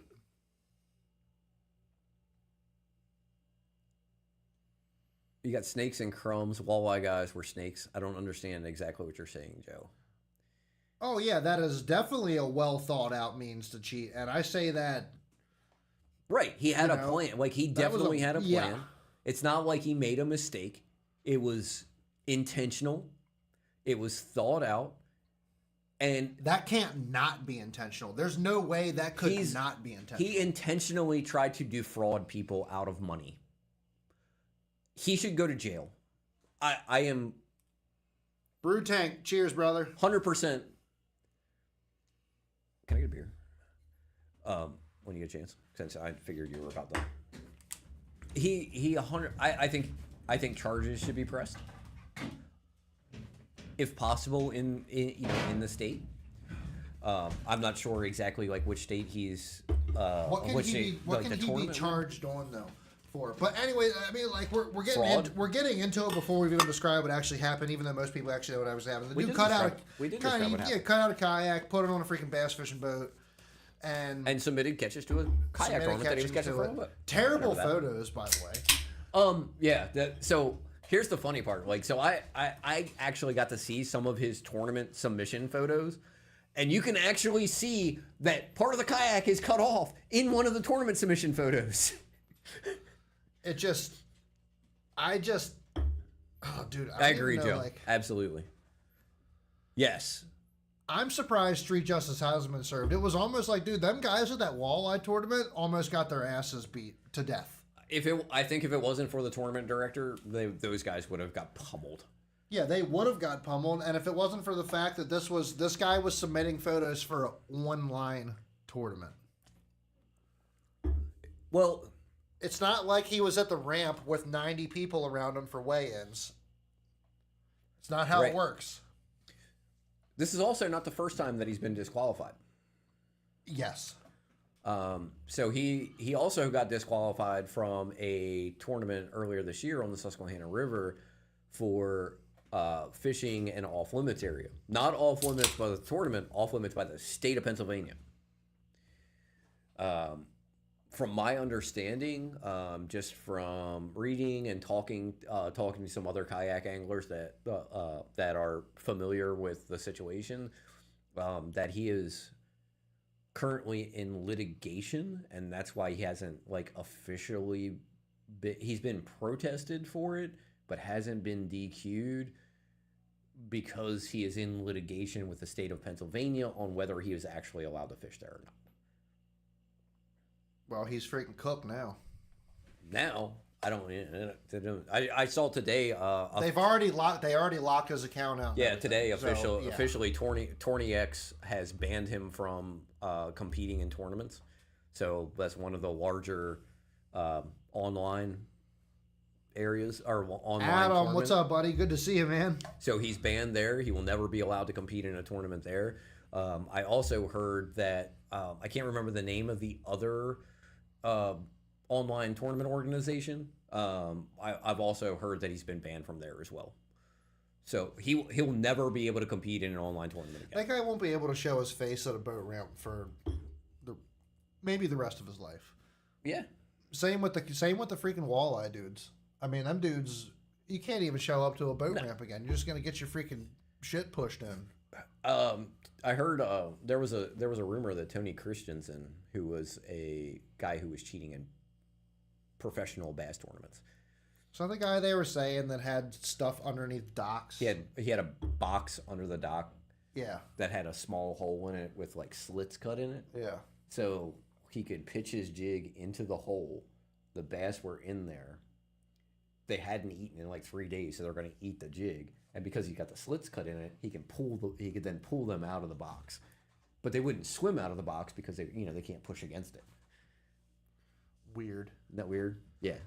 But anyway, they said you're going to talk about like the social justice or street justice. Apparently, somebody there was a police report that he filed because somebody showed up at his house and threw 12-gauge slugs through his boat. Like, boat's done. Like, just like shot up his boat. But yeah, he was cheating for hundreds of thousands of dollars. Yeah, it's like who's that dude that was big in the swim bait scene that got freaking nailed a long time ago? Oh, Mike Long. Mike Long. Yeah. Same thing. He's trouble hooking fish off their beds. And then somehow hiding them in his boat. Yeah.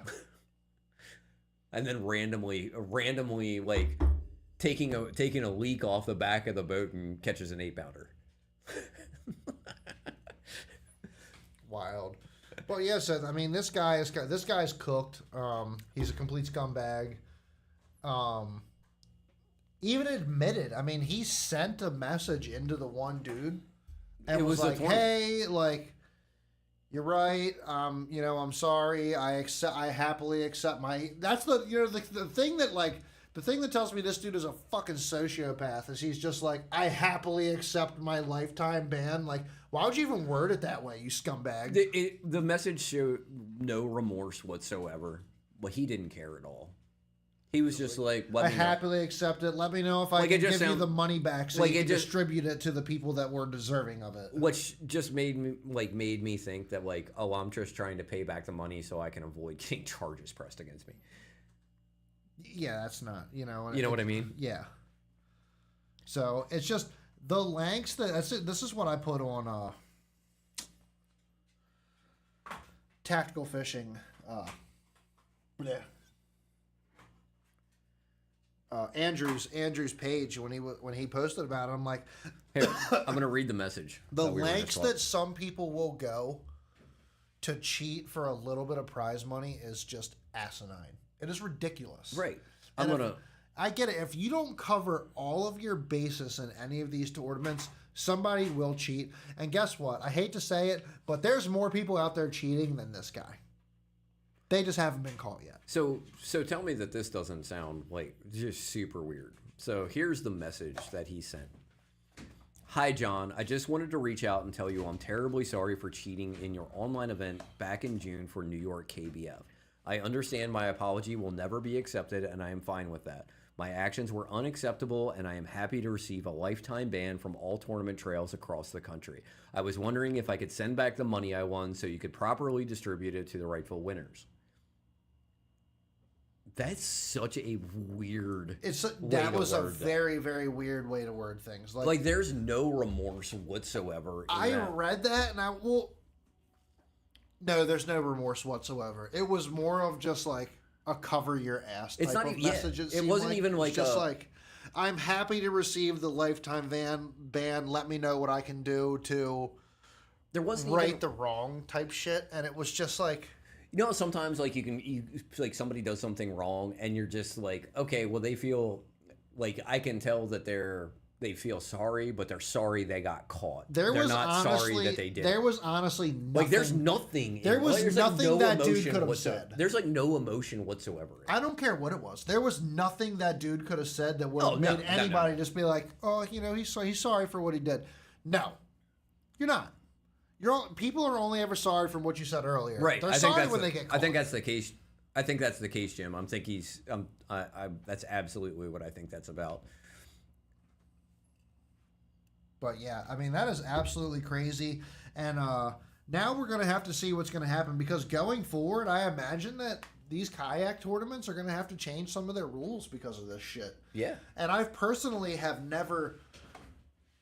I've it's nothing against kayaks or boats because there's online tournaments for both, but I have never been a fan of these online tournaments because I'm just like, there's too many people who can cheat that way. Like, man, you could go out and catch a 13-pounder in a farm pond and then put it in your live well and go out in the middle of a lake and take a picture of it like, oh, 13-pounder, I won. So like, there's too many stupid ways to cheat in an online tournament that is catch, photo, release. Like, it just doesn't. Here's my experience with online tournaments, and I've fished a couple of online and they were charity tournaments. I've thought about getting into it. The only ones I fished were charity because it was like all the money, like it was just like sponsor prizes were the only thing being given out, and there was no cash prizes. All the money went to charity, right? So I'm fishing in the Northern Division. So the Northeast Division, which is, it was Virginia. It was like Virginia to like Ohio, Maryland, New York. Mm-hmm. And I go out on the flats and like, I'm submitting my fish and, I got some like 19, some good ones. Oh God, Tom, that's awful. I've been bald forever. Like, I'm not bald. I just shave my head. Look. I think it's because you don't have facial hair. He said, did you just get done with chemo? Right? So, I haven't heard any updates, Lloyd. What's up, Lloyd? I did hear about that today. I haven't heard any updates. So my experience anyway. So I'm submitting my fish, and I'm like, this is supposed to be Northern, so it's like supposed to be fair. So you're not fishing against like guys in Texas and stuff like that, right? Like, 'cause, like there's no way somebody from Maryland could compete with somebody in Texas. So I have like, I just go out one day and I submit like my 5 fish, and I have like one 20-inch largemouth, one 19-inch largemouth, 3 18-inch largemouth, and I'm like, okay, let's see how the standings are, and I get on there and look. Tell me how a guy in this Northern Division has 115 inches of Northern strain largemouth. You're telling me that somebody went out in a 2-week period and you caught 5 7 to 8 pounders in the Northern Division? Like, you're full of shit. Like, there's no way that actually happened. I don't trust the online tournament thing whatsoever. It's way too easy for people to cheat. Just like Murph said. Even or you were just fishing in a farm pond. That's what I'm saying. You can go fish in a farm pond. You can go get fish in different ways, or shit, even if you're freaking treble hooking them like Mike Long was, or something of that nature. Like, there's ways that people are going to figure out to cheat. What if you just have a connection? What's stopping me in a one-day tournament, or in a in any sort of tournament, right? Any sort of online tournament, of going like you said, going someplace outside of tournament limits, having fish in my live well,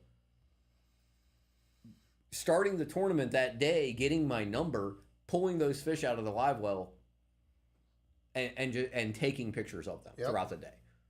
Like, I know I have 5 8 pounders in my live well. I'm just gonna, like every hour and a half, I'm gonna snap a picture of one of them and let them go. What if somebody had tell me this isn't like hardcore, but tell me it's not possible. Somebody just like had a network of people, and they were just like, okay, if you guys catch a fish this long, here's the number, put it on there, and send me the picture of the fish that you catch on the ruler with the number. And I've heard of things similar. I've heard of things similar to that scenario happening. Yeah, not necessarily that, but handing off fish. Oh yeah. couple, people fishing together. It happened in that was a big thing. So That happened maybe- in that snakehead tournament. Like maybe I have which was another online fucking tournament. No, wasn't an online tournament. He took that to anglers. Oh, unless I'm talking. I thought that was the one where the guy caught it on Aberdeen Proving Grounds. Yeah, he took that to anglers and tried to weigh it in their snakehead tournament. Okay. Yeah, like that. Like But he passed it off. Right. So, say like I have 5 18-inch fish, and we're both in the same tournament. We're buddies, right? And I catch a 17-inch fish. Well, that doesn't help me. But you got a 14-inch fish, in your 5. Like, here you go. Like, you get now you have a 17-inch fish. Mm-hmm. Like, there's stuff like that really doesn't. It's way too easy to get away It's way too It's way too easy. To get I feel away like it's with. way too easy. And when there's money on the line, I don't care if it's $200 or $10,000. People are scumbags. Yeah, right. What this guy just cheated on? What $300 or something? Yeah, exactly. Yeah, it wasn't like anything. Wild. It's fine. Like Jim said, it's fine if everyone's on the same lake. I think it's better if everybody's on the same lake, but not 100. It's still not. And it's just like, and to be fair, it's just like a live weigh-in, right? Even if you're on the same lake, there's still opportunities. That same thing could happen between boaters. I have 25 pounds. You have 20 pounds. I catch a 4-pounder, calls out your 3. Mm-hmm. Like that same thing, that same scenario can happen. So it's not necessarily just against online tournaments. Just fish It's just a team cheating tournament. in general. And it pisses me off. If I ever had to cheat to win a tournament, I would never freaking fish again. There's no point. Or money doesn't Or just mean accept the fact that you're a 10th place guy and move on with your life. Right. Just like, The money doesn't mean anything to me. I've never won a fishing tournament in my freaking life, but I'll still go and fish them for the camaraderie. $500, $2,000 is not. That's not life-changing money. No. Me winning a tournament, winning $2,000. You're not getting a brand new bass boat and a bunch of freaking sponsorships and all this shit out of it. I will blow that $2,000 in one trip to Susquehanna Fishing Tackle. He will. He will do that. I have. That's a trip. That's a trip to the tackle store. For a lot of people, You don't even have room for $2,000 more of tackle. I'd be buying rods and stuff. It wouldn't just be on tackle. I got a lot of reels I need to replace, man. Yeah. And that's only like 8 Daiwas. If you're caught cheating, chop off the casting hand. I like that. I like that. That's great. Bob Murphy says they try to prevent that with needing photos having the geotag within the fishing boundaries. I know that that does work for that, but like we all have live wells. There's live wells in every boat. You can put a 200-gallon aquarium in your garage like Mike Long used to do, and harder in kayak tournaments, obviously, because you can't. It's hard, be kind of hard to transport the fish with you. But in just online tournaments in general, like if you have a live well on your boat, like what's preventing that? In a live weigh-in tournament, we check live wells before everybody goes out. So there's an extra layer of protection against that. With these online tournaments, there's nothing. And I'm talking about online tournaments in general, not just kayak tournaments. I'm not trying to pick on kayak They check guys. live wells on the Thursday nighters. Right. Sometimes. I think they did every tournament this year. I didn't go to a single one of them. Oh, that's right. Yeah, you didn't fish them this year. Nope. Yeah, I'm pretty sure they checked them in every tournament this year. Yep. Because they made me come back. Like I was parked across, power pole down, across the way, and they were like, "Paul, come over here. I gotta check your live well."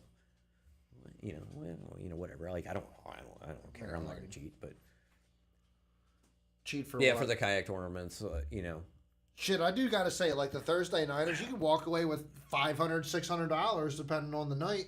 Yeah, you win, get Just longer. for a 3-hour tournament. Get $400 or $500. And it's fun. And the best, like I don't care about the money. Is it nice to win? Yeah, it pays for some gas, pays for some baits, whatever. But like I just like hanging out. Like I just like hanging out with people. Same reason that I fish, out of the tournaments in the Northeast. Like I get to see my buddies. Like I get to hang out with my buddies in the parking lot afterwards. I get to hang out with my buddies, at the ramp beforehand. My ego is not big enough for me to care if I win or not. Do I want to win? Yeah, absolutely. Like Everybody I want to wants win. Everybody wants to win because I want to figure out my thing is I need to figure out the puzzle. Like I need to figure out what is the best. That's called autism. Probably. But for me, like if I did the best that I could do that day, and I thought like, well, this is what I figured out. This is the best that I thought that I could catch them. That matters more to me than a couple $1,000 or a whatever bullshit paycheck that they want to give me for 5th place. If I learned something and I did and I fished to the best of my ability, that's what it means to me. I agree, Mr. Murphy. Like I mentioned earlier, if I ever had to cheat to win a tournament, I'd never fish again. Like that's just the way I am. I can accept it. I can accept that I can win tournaments. I can also accept that I can fish the Bass Nation Championship and come in 132nd place or whatever I finished. It doesn't bother me. You're just out there for the love of fishing. It was a great experience. Once it goes past, and I want to get. It just makes me want to get better. Once it goes past the love of fishing and camaraderie and it becomes about winning, you get into this fucking gray area. Right. Yes. And now, it makes me want to get when I don't win a tournament, it makes me want to get better. Right. But I'm not a, things change in fishing. I can't understand a win at all costs mentality. Like where to the point where you would be gray area or over the line cheating. Yeah, I won't even. The win at all cost mentality does not work in tournament bass fishing. You can't. I don't care if you're. Some people. I don't care if you're the best fisherman on the planet. You're not going to win them all. You're just not. It's not necessarily. I think most people understand that they're not going to win them all. Kevin Van Dam didn't win them all. But winning, winning is a relative term, right?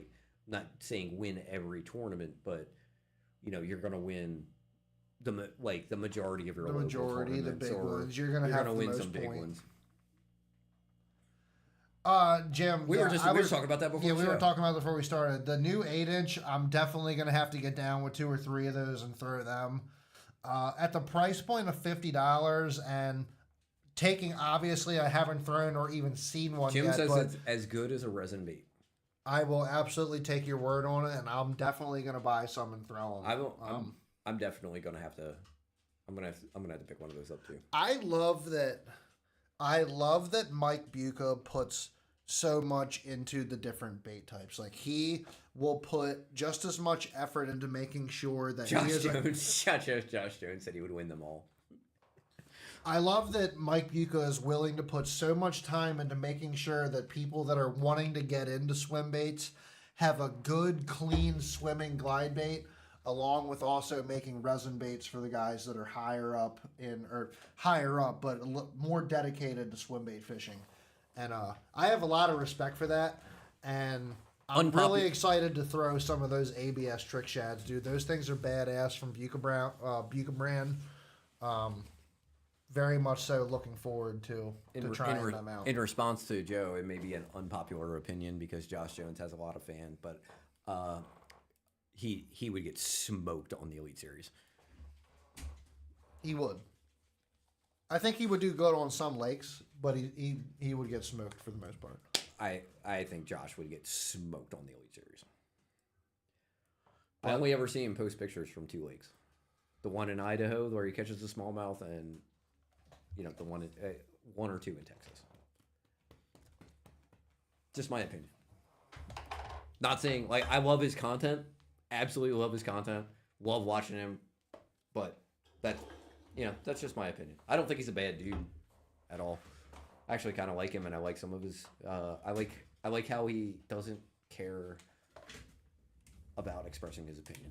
Gotta go to the bathroom. I can totally respect that. Oh. Wait, there's a new 6-inch coming as well. A new one? A new 6-inch what? Please elaborate, Mr. Fallon.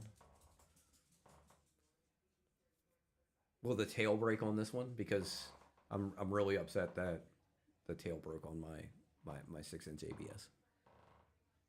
Oh yeah, absolutely, John. Like, who doesn't want to watch 60-pound stringers get caught? You'd be dumb if you didn't watch it.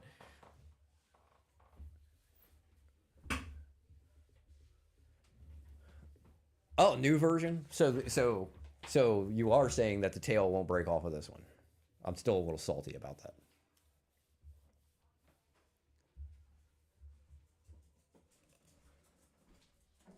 Jim says there's a 6-inch trick shed, a new version. I don't know if it's ABS or resin. He said call Mike, he'll hook you up. I'll give Mike a shout. I would honestly like to get Buca back on the show again. Talk to Mike a little bit, see what's going on. He was a great interview, and honestly, I'm not gonna lie, I take pride in the fact that is it a new ABS trick shed? A new 6-inch ABS trick shed? That's a better swimmer? Is it a plastic mold or is it resin? I think it's an ABS. I think he's saying it's an ABS, but probably. Okay. Yeah, ABS me too. I mean, I'll still buy them. I'm not so salty about the tail breaking that I won't buy another one, but I never hit that thing on anything other than the water and the tail broke off. That is exactly what I was saying about how I love what Mike Buca does. He didn't just say, this ABS 6-inch is fine and I'm never going to refine it. He continued to work on that 6-inch trick shed. Right. Now he's coming out with another one for beginners. Now he's coming out with another one that's better. And it didn't quite like how it swam or something like that. I loved his post the other day that had Jim in it, where he was talking about that the Buca gill. It was the bull gill. The bull gill. It was just a good post about the differences. I can't. Jamie, is that Jamie? Yeah, Jamie McLean. What's up, Jamie? Thanks for joining, brother. Good to see you. Yeah, he said the Buca episode was great. I would like to get Jamie on the show with us one night. I've talked to him about it before. He definitely said he's down. I also want to get Jim back on the show. Jim Fallon. Yeah. I wish Jim lived in Maryland. He would be one of the guys. So I'm like, every weekend you need to be here. Every Friday night you need to be here, Jim. I need to make some. I can't get to Florida next year. I have too much going on. Jim is like I want to go down. Friend. I just want to go down and fish with Jim. Yeah, but I have way too much going on next year. If nothing else, we need to make a point just to go down there so we can hook up with Jim. We have none of us in the Bass and Beer crew have got a chance to try that. None of us has thrown the Hog Father, from Strike King. Haven't done it yet. I will. You know what? Based on that comment alone, anybody asking and wondering, I'm going to go out. I'm going to buy some Strike King Hog Fathers. I'm going to buy some of the new ABS trick shads from Buca brand, and we're going to do a swim off. I'm all about it. I like it. We should do a video. Bob, I actually have a club tournament out of Tidings tomorrow. You said there's 2 tournaments out of the Northeast? Let me look those up real quick.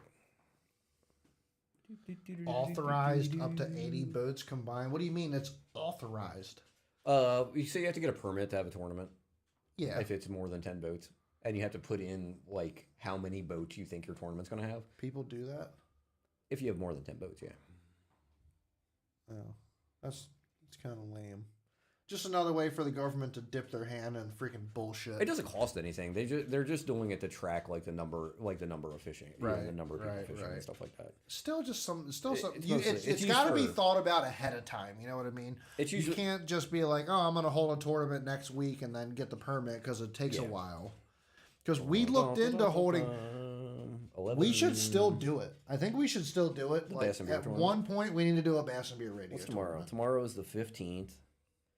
There's an Elite Force Bassmaster Open 50 boats. That's the only one I see in Anchor. I only see one at it. Oh, no, there's two.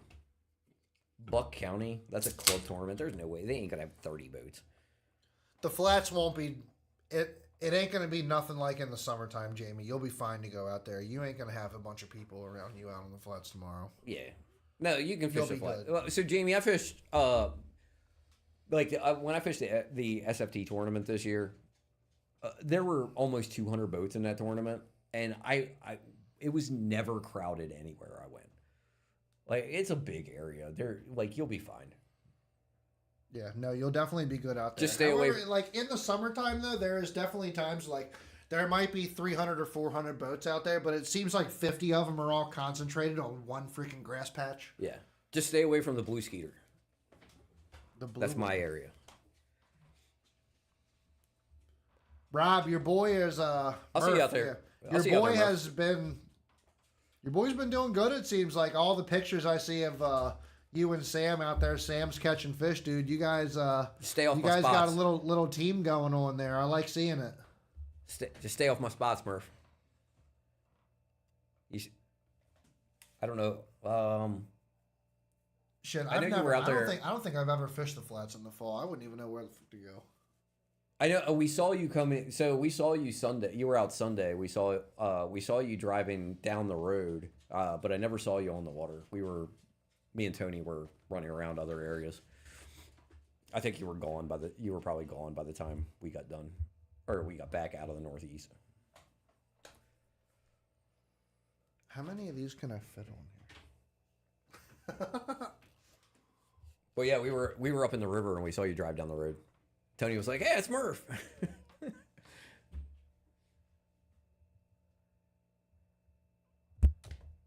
It's like Jenga with Mega Bass. It's like Jenga with Dark Sleepers. With the old sleeper deepers.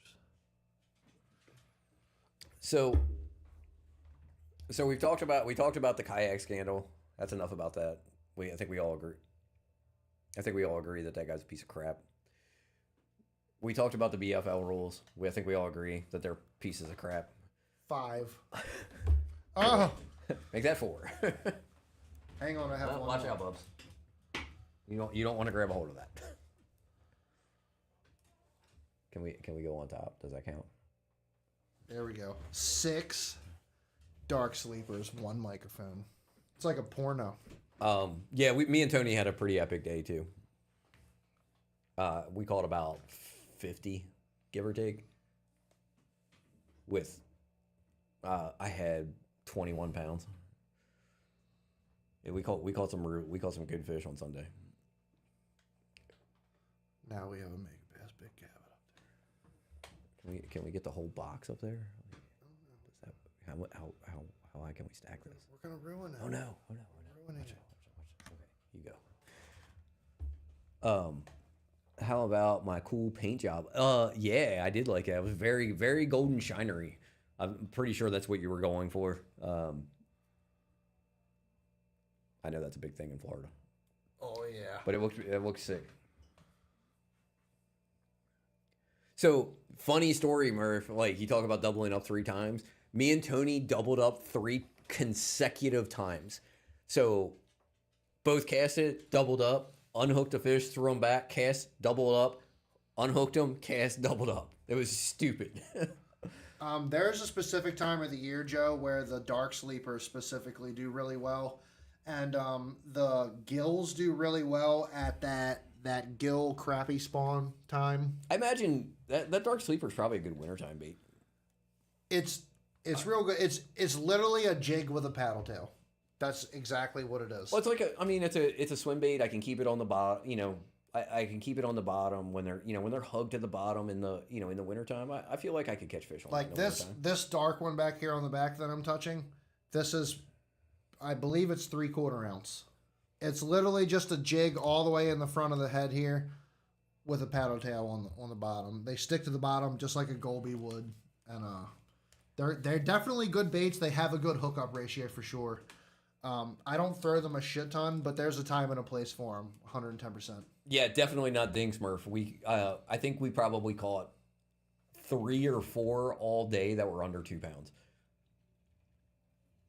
I mean, that's dinks to Jim, but not to us. I mean, we caught so many 3-pounders. It was just ridiculous. Look at that little fella right there. Just a little guy. Oh, yeah, just a little guy. Probably 1/4 ounce. No, that's probably 3/8. What do you think? We'll have to put one of each in the bag. Like I said, I think it would be a fantastic wintertime bait. You know, just something that I could crawl along the bottom.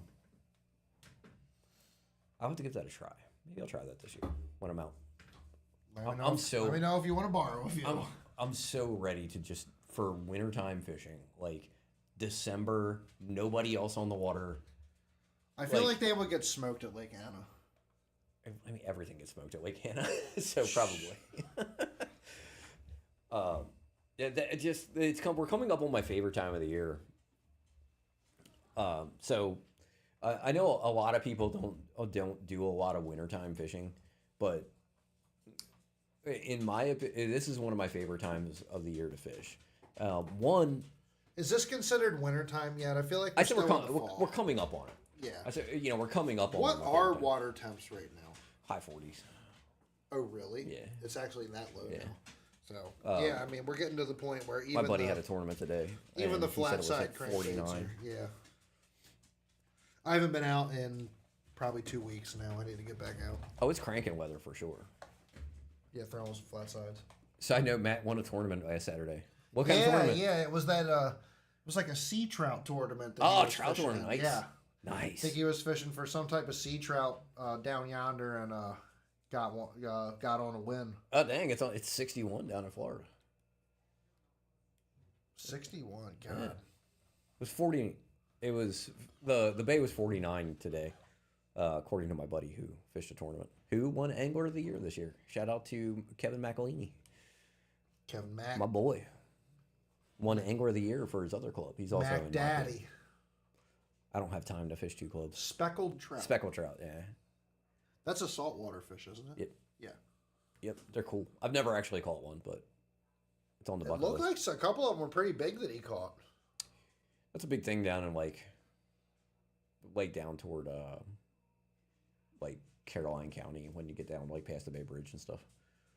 A lot of speckled trout fishing down there. Yeah. You guys got to remind me. I got to get with Matt. I want to get with Jamie. Got to try to get with Jim. Will come on the show at any time. Oh yeah. Mike Buca. There's definitely like 3 or 4 guys we got to get lined up to come hang out with us on the show again. Would love to get caught back up with Matt. We haven't had Matt on the show here in a little while. Love to get caught up on some of the builds that Matt's working on and how life is going. I want to. So, have I told you about like what I'm going to focus on next year in my fun fishing? No. So I'm jealous. I don't know if Tom Over is still watching, but I'm jealous that like he's like the only one of my like immediate friends that has that Maryland Master Angler award. So I'm just gonna go do it next year. Like I'm starting at 1. Like I have 1 official state citation.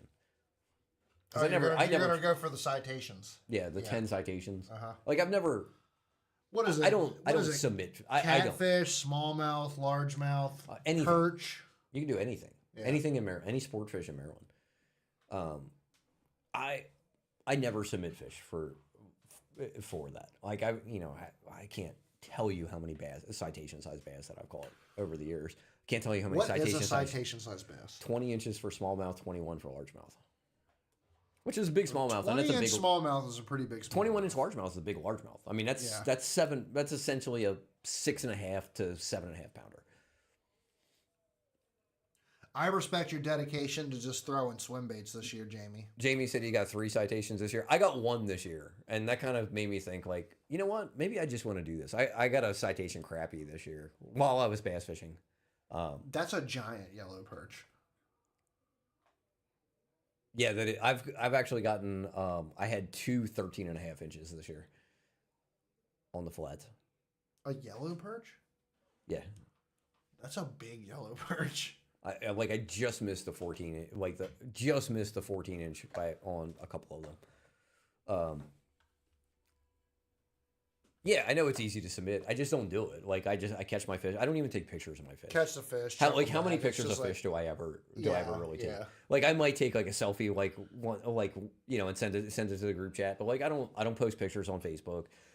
Most of the pictures I post on Facebook are of other people that are fishing with me. Like I just doesn't really matter to me, right? But I'm like, you know what?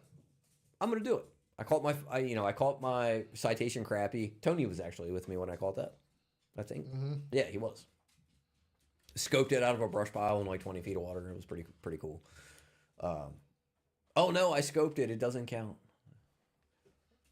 Loser. Right.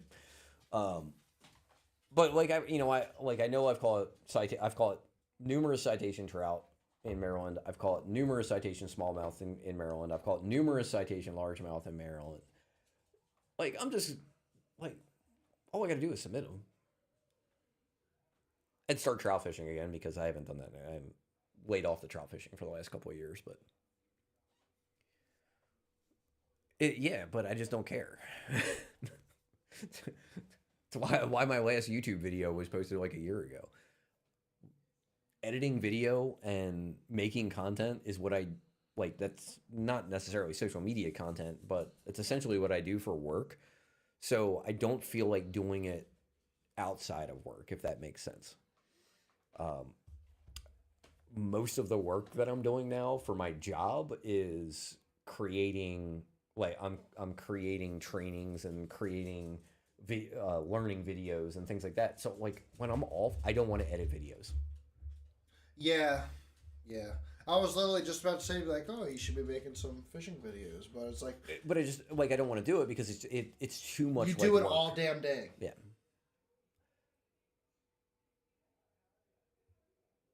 It's a fish show with hardly any fish pics. Well, Chad doesn't catch any fish, so there's that. I'm sorry.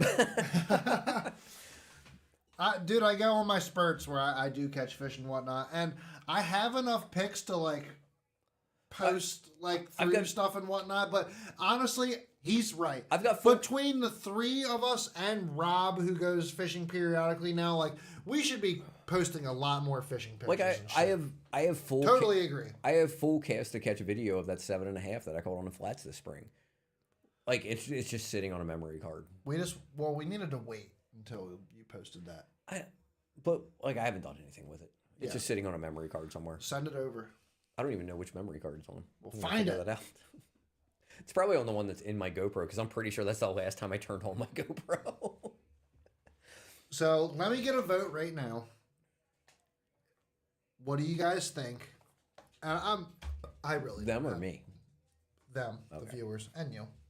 I really don't have a problem with it, but Tony's kind of in a little bit of a bind right now. If you know what I'm talking about. Because he's got the Meemaw trip coming up. Yep. And both of the boats that he has... That's right, Herb blew a hub. So, freaking... What's-his-face's boat is... Miles' boat is a piece of shit. Miles' boat's blown up. And is blown up.